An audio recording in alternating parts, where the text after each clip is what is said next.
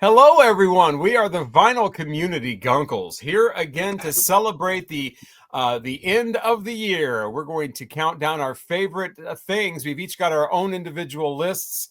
None of us know what the other lists are that the other people on the show have, but we're going to find out real quick.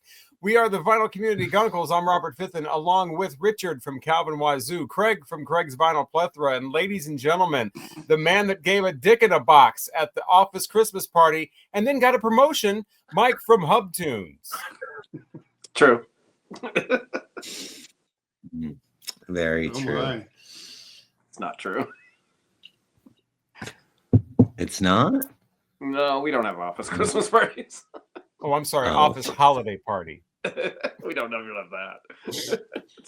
Did you have the kind of workplace where it's like if you've worked for the company for a long time, the holiday parties like started off on this level, next year it was at this level, next year it was at this level, next year I experienced that in like two different places. I have to. I don't think I've ever worked. Yeah, I've never worked for a company that has given. I only had one job where there was a holiday party and the CEO did it in his house and he threw it was a fantastic party.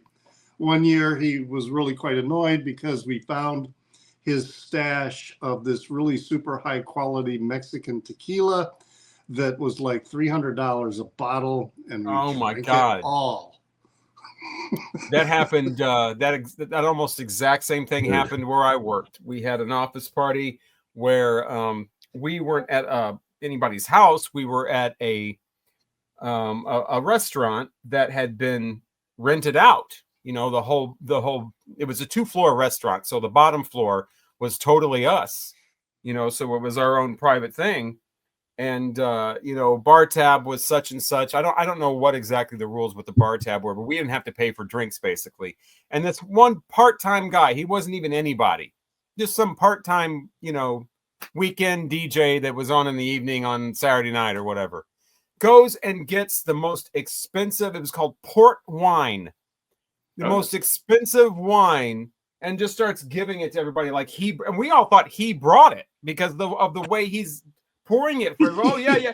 Turns out he just walked up and bought two bottles of this, and that was the end of the. You know, it's like, you know who did it. Punish that person. We are not apples.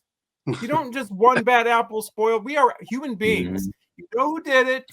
Punish them. Fire them. Do whatever you're gonna do. Why do we all have to pay? No, we all have to pay. No more open bar tab for any more holiday parties. Because of one idiot. Wow. That really wasn't a full, you know, employee anyway. But anyway, Happy New Year, everyone. And I'm going first with my list. And I decided to do a top 10 albums we've reviewed for the year. These are my top 10 favorites. And I'm not including any of my album suggestions. These are only the suggestions that the other three did. So this is my countdown of albums that we have reviewed. Now, these are only the individual album reviews. These are not like when we used to do the artist rankings or playlist battles and things like that. These are only the and it just went away. That'd be a good memory lane. It is. It's a little Guncle memory lane. So here we are at number 10. George Michael and Older. And by the way, any of these reviews, you can go back. If you missed any of them on our channel, you can go back and watch our reviews of all of these albums. George Michael's Older, as Craig suggested, that's my number 10. I thought that it was a great idea, not expertly executed on all the tracks. You know, I wasn't a big fan of every song on there, but I thought it was a great idea. And I remember really appreciating that George Michael was doing something like that at his age, very, you know, very sophisticated and very downplayed and just, you know, going to do the music he loves. At number 9, it was Prince with Plectrum Electrum. We had all kinds of fun with the name of that album. You did. I thought that the ladies that played on that were very, very talented. And then they went pretty much nowhere after that, as most people that Prince introduces to the public. That's what happens. But I thought it was a great later Prince album. It definitely wasn't, you know, 1999 or Purple Rain or anything like that, but it was a decent later Prince album. At number 8, it's John Prine, In Spite of Ourselves, where he got together with a lot of the elderly ladies of country music and did a bunch of country covers. It was great to bring back memories of all those songs that I used to hear as a child. I grew up with a lot of that music in its original versions, and I think it was a really sweet album. It was a very, very sweet that they did that, and it was nostalgic, and I think they did a really good job with it. I'm not a big fan of cover albums at all, usually, but this one was pretty good. The only down part was I can't even remember that woman's name, but she was on like 3 or 4 songs. She was terrible. Iris Dement. Yeah, Dement. Iris Dement. No. And the title track, it was bad too. I like the covers, and then the one John Prine song you think, oh, this is going to be the standout, was actually the worst song on the whole thing. So at number 7, it was Candy Staton and her album, which I didn't put down the title for. But this was a Record Store Day release, and it was outtakes. I remember that and thinking, wow, if these are the outtakes, how good are the original albums? I remember she did a cover of Dolly Parton's Jolene on there that was much more aggressive than the Dolly Parton version. Kicked ass. Yeah, You Better Not Take My Man. I'm not going to let you take my man was her take on it. These have all been suggested by Craig, by the way, so far. No, I suggested Prince. No. Yeah. Oh, really? Prince with Mike. Yeah, with Mike. Yeah. So what are we at? 10, 9, 8, 7, 6 was one that Mike suggested. PJ Harvey and To Bring You My Love, an album that I did not listen to when it first came out because I did not like at all. Hated that song about little fish, little whatever the hell that's called. You Got My Daughter or whatever. So I never listened to the album because of that song. And it turns out that's the only bad song on the whole album. The rest of the album's great. No, she does all kinds of different styles on there. What's that? It's not bad. It's great. Oh, for God's sake. Okay, so she does all different styles on there. And she does like blues. She does like swampy stuff. She does, I mean, just all over. And I love albums like that. And I definitely still need to get that. To Bring You My Love from PJ Harvey. Really missed out because that awful song threw me off all those years. What's that called? Down by the River? Down by the Water? Yeah. Down by the Water. Down by the Water. It's great. Number 6 was Janet Jackson's The Velvet Rope. Not only a great album, with the exception of one song, that god-awful Got Till You Gone, or Got Till It's Gone. Terrible. The rest of the album is great, but not only a great album, not only Janet Jackson being way ahead of her time, putting it all out there, but a great conversation piece, a great album to talk about. It was not only a great album, but I think it was a great episode because there's so much to discuss with that album. Yeah. So that was not only a great album, but a great, recommendation for us to do. At number 4, John Grant, The Queen of Denmark. Wasn't really sure who John Grant was, and then we reviewed one of his other albums, the one where he's sitting at the Green Ghost or something like that. When we first started, Pale Green Ghost. When we very first started, I thought that was pretty good, but Queen of Denmark was excellent. The song about, I still remember it, the song about how Jesus just happens to agree with everything you think, and Jesus hates everybody you hate, and isn't that convenient? You don't like Cocoa Puffs? Well, Jesus doesn't like Cocoa Puffs either. You don't like the mailman? Well, Jesus doesn't like the mailman either. And then, of course, all the groups, the groups of people that you don't like. And, well, Jesus doesn't like them either. That's brilliant. And a lot of great songs on there. I still need to get that album as well. At number 3, an album that this is the first album on this list. Yeah, well, I was kind of familiar with George Michael's older and somewhat familiar with The Velvet Rope. But 3, 2, and 1 are all albums that I was already very, very well familiar with. We just happened to review them. Number 3 was Dolly Parton's The Grass is Blue. Excellent. 5 stars. Dolly Parton's Bluegrass album, the first one. Just a whole series of great, not only great cover songs, she does her own songs, and it all mixes together so well that it would be hard for people to tell which are the classics and which are the new Dolly Parton songs. She did such an incredible job with that album. Number 2, The Clash with London Calling. Excellent. It's another 5-star album. I mean, it's longer than The Grass is Blue, so it does have some tracks that I could probably do without. And I'm not one of those people that are like, okay, let's take this down and whittle it down to a single album. Although that would be a really incredible single album. And so, yeah, The Clash is at number 2. Mike's favorite album of all time, right? So Mike suggested that one. And at number 1, an album that Richard suggested. Can anybody guess what it was? Does anyone remember? Killer. Yes. Killer. Alice Yeah. Cooper, Killer. My favorite album that we reviewed. Wow, for I'm the, surprised year you 2024. you had no Viagra Boys on there. I thought for sure you would. That was mine. That was last year. Oh, was that yours? And that was last was year. Oh yeah, and that too. was his. And it was last year. Yeah. Well, a lot of those were last year. No, they're all this year. No. No, these are all this year. Oh, really? Yeah. Wow, time flies. Yeah. I mean, some of them do That go is back to true. like January, February, but yeah, those were all 2024 reviews. Wow. Well, oh, I'm next. Yes. You're next. Okay. Thank you, well, Guncles, for letting us review those wonderful albums. Yeah, some really good. Yeah. And now my list of the least favorite. No. Those are my favorite videos that we do. I think those are my favorite. Our album reviews. Definitely my favorite that we do. Single Gun Theory is coming. That was last year too, I think, wasn't it? Yeah, I think it was. So I just did like just things that I bought that I really liked. You know, some albums, a couple of box sets, and some books. I'm a big book. I buy books about music and artists and all kinds of stuff. And I read this. This was early in the year. I read this. I'll Sleep When I'm Dead: The Dirty Life and Times of Warren Zevon. This was a really good book. It's I need to read that. his ex-wife wrote it. Yeah, his ex-wife or his widow. I'm not sure. But excellent book. It's a big old book too. No, yeah. Yeah. Who knew? He's got some stories, man. This dude lived a rock and roll lifestyle. It's kind of Named crazy. after a Bon Jovi song. Really?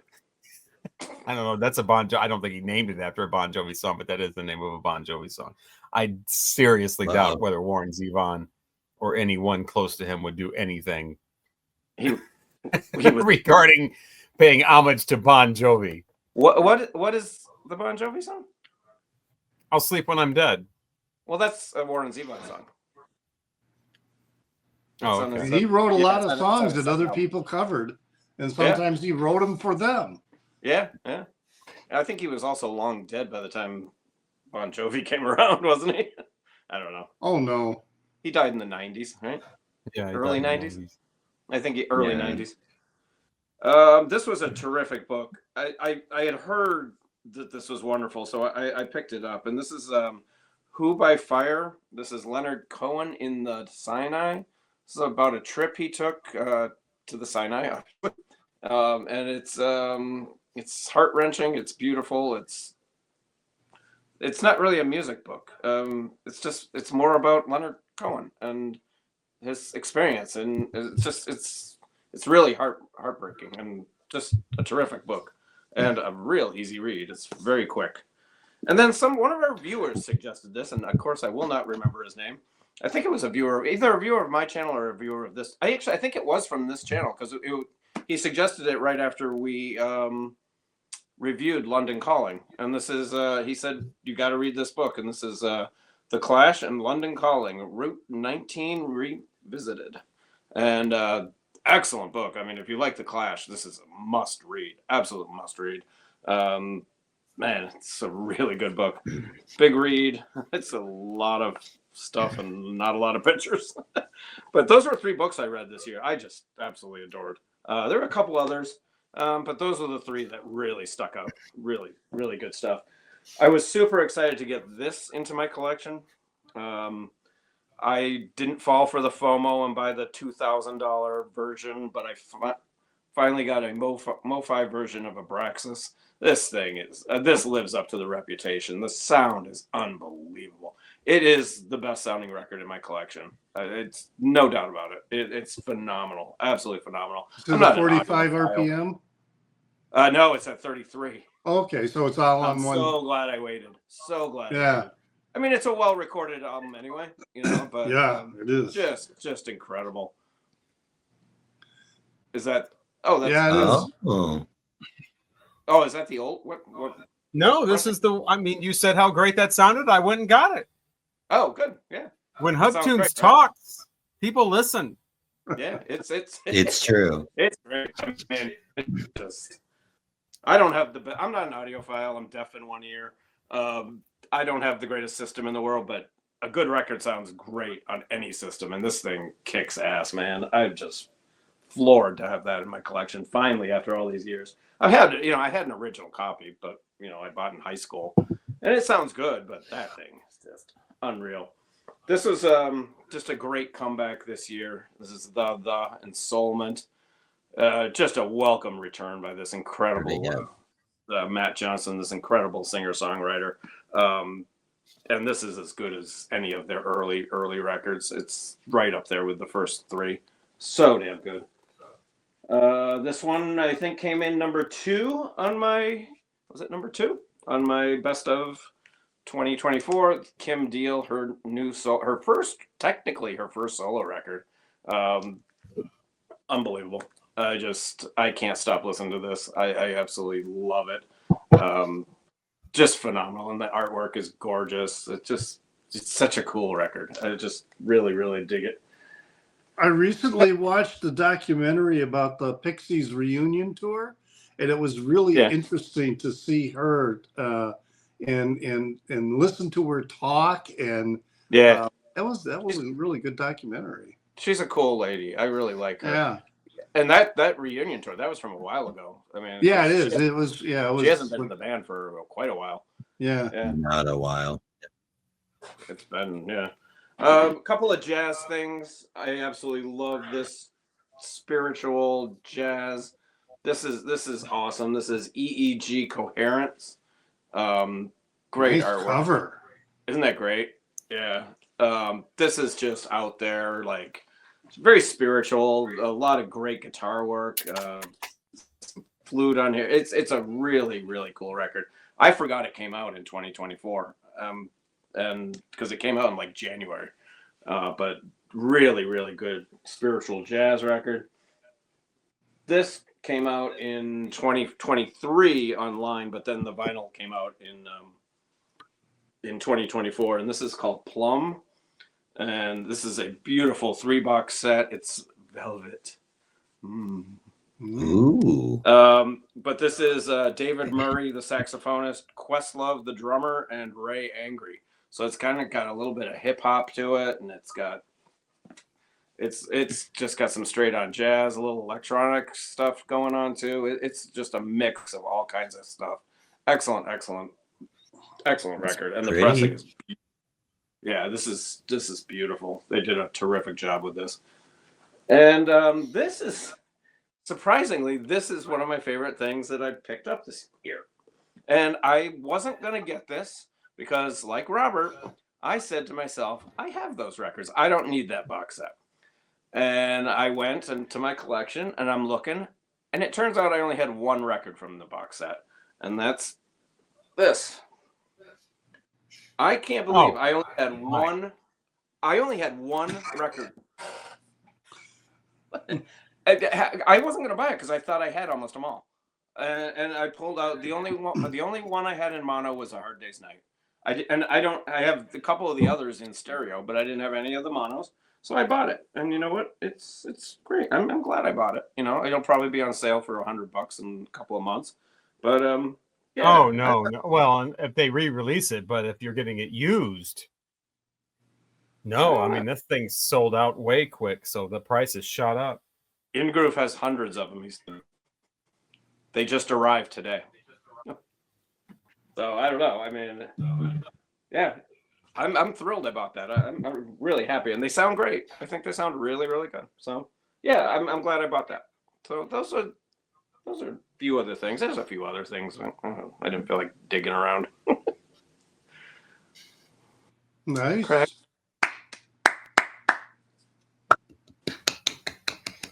Oh, it's me.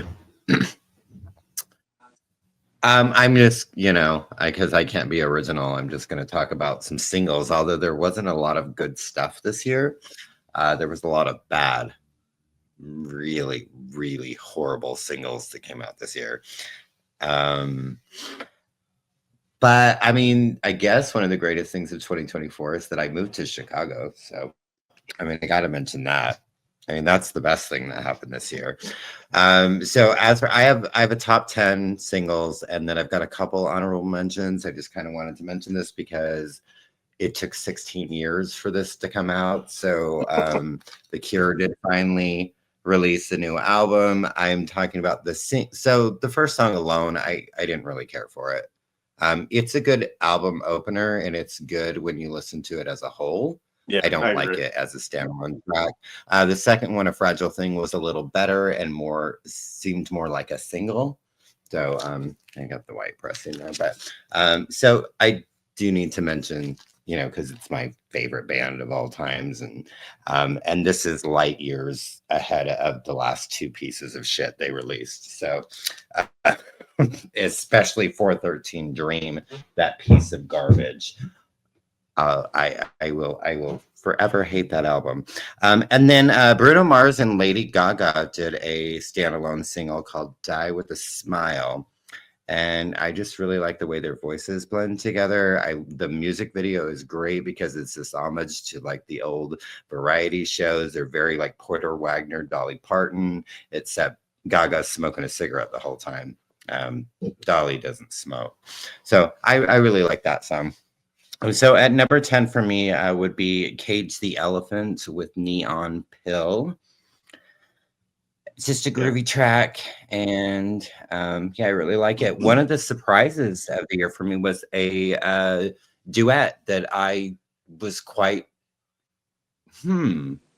these two. But it started out as an unfinished demo that one of them had heard, and then he completed it and got the other person with him. And Boy George and Peter Murphy released a single called Let the Flowers Grow. It's fucking brilliant. Yeah, It's it's like pretty good. their voices, just like, I didn't think that it would work because I'm like, really? But they're just the story that's being told and the music and their voices together, because they're seasoned. I don't know the way to say it. They're getting older. Their voices aren't what they once used to be. So I think seasoned is a good word for that. And yeah, I think it's brilliant. Yeah, it's good. So let's see, number 8, they released a new album this year. The first single off it was called Mood Rings. That is my Chicago band, Dead, DEHD, if you don't mind, with Mood Ring. And it's great. It was a great first single off the record. And yeah, I just love them. Here's my corny. You got some pop shit here. I don't know why I liked the song, but the rest of the album was garbage. Couldn't even listen to the whole thing, but I did like the first single. Came out earlier in the year. But Justin Timberlake's Selfish. I like the lyrics. I like the kind of, I'm jealous of everybody else. I'm selfish because, I want you to me. So, yeah, number 6.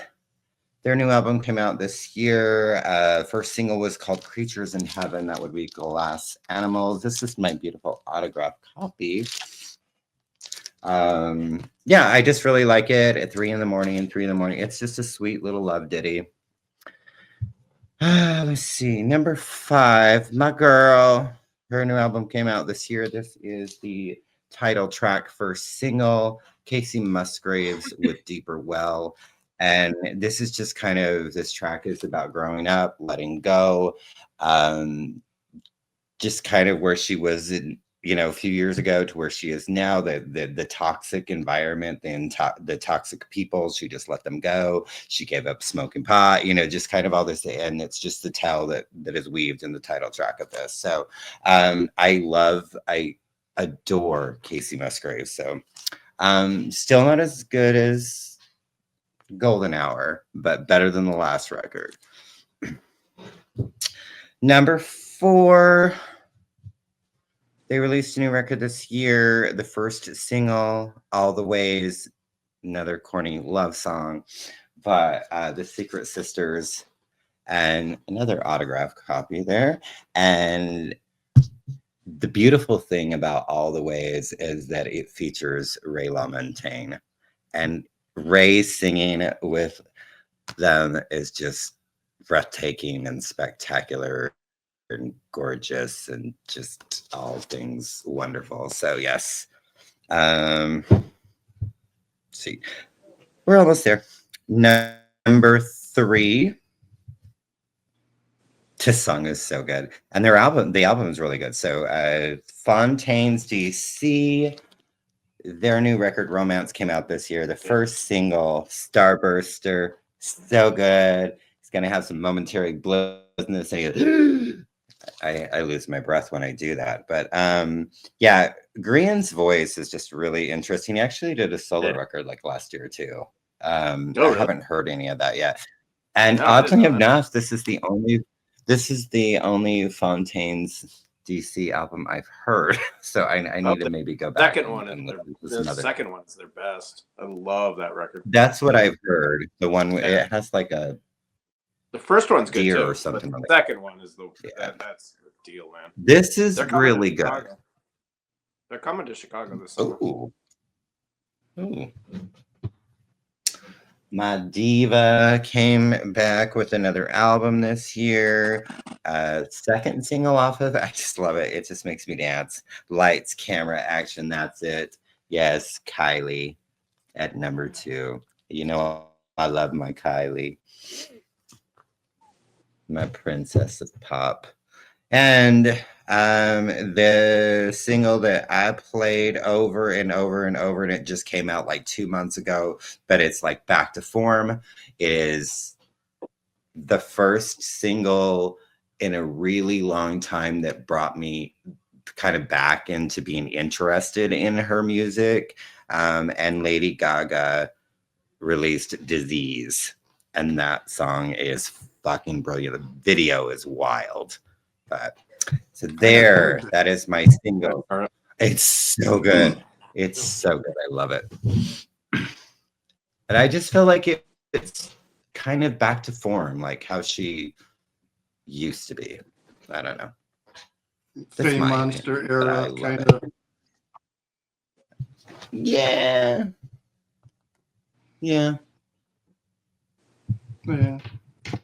Born This Way kind of ish, but I don't know. It's just, yeah, it's good. Okay. Well, thank you.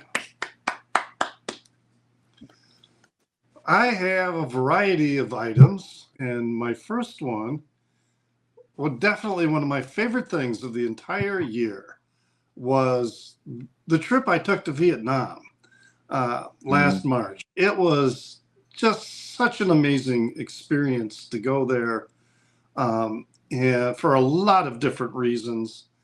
I've just always wanted to visit there, but then there's also someone special to me there. So after communicating with them for like 6 years, it was the first time we ever met. And then seeing the country and the beauty of the country and the people and how cheap it is.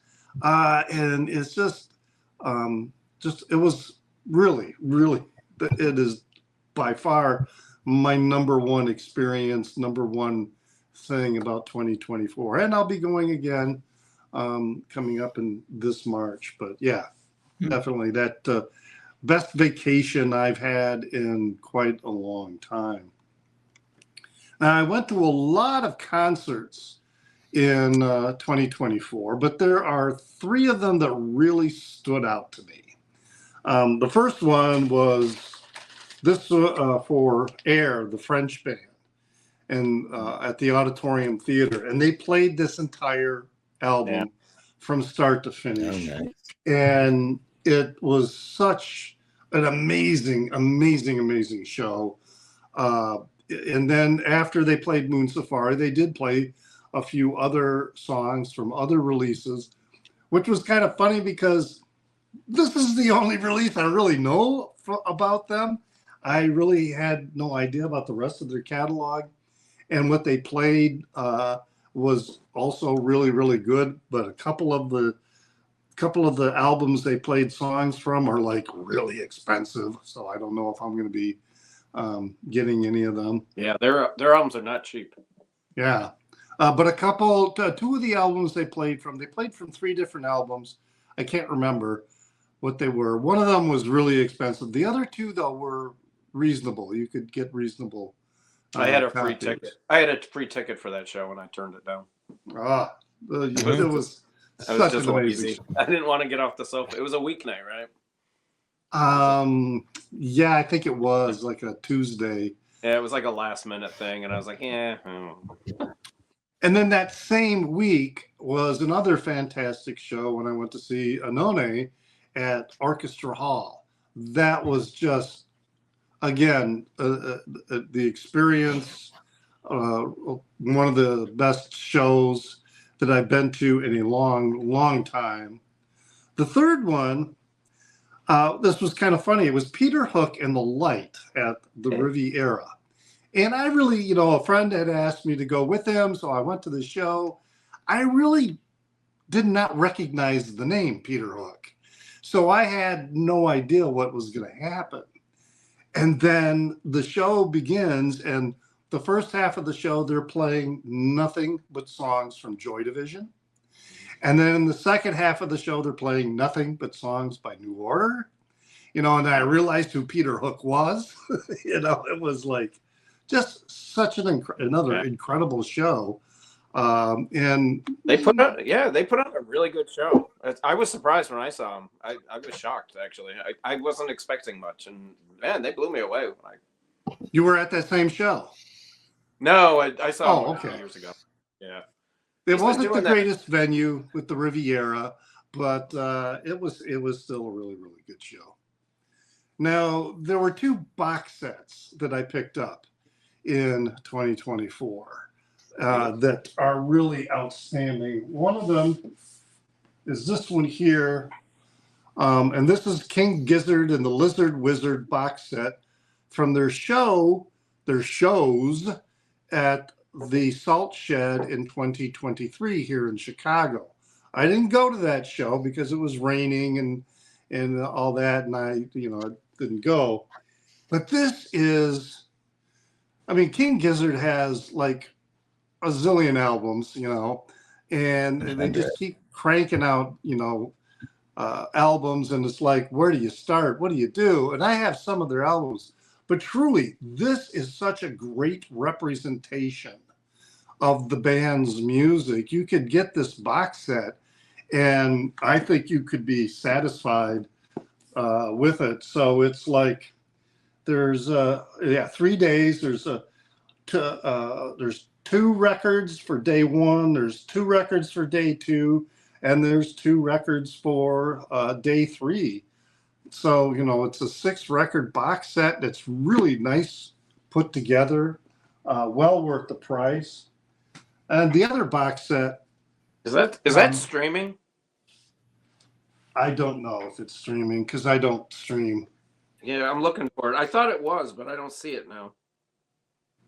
Yeah, it's called King Gizzard and the Lizard Wizard live in Chicago 2023. Yeah, it's a limited edition box set. So I got number 580 out of 1,000. So, but yeah, it's just fantastic artwork, fantastic splatter vinyl. It's just a beautiful, beautiful box set. And then the other box set is this one here. This is one of my favorite bands, Coil. And it's Moon's Milk in 4 phases that was released this year. Okay, is that a CD or? You're muted. Yeah, you've muted yourself. So it's YouTube Music, but you could probably get it on YouTube. Yeah.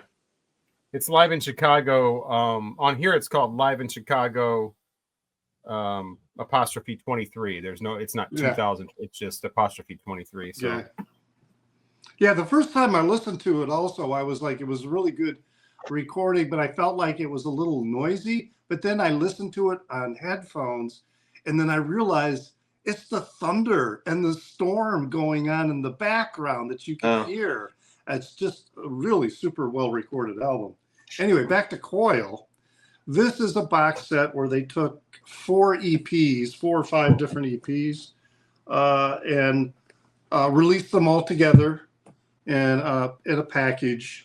Just amazing. I mean, Coil is a band that I really, really like.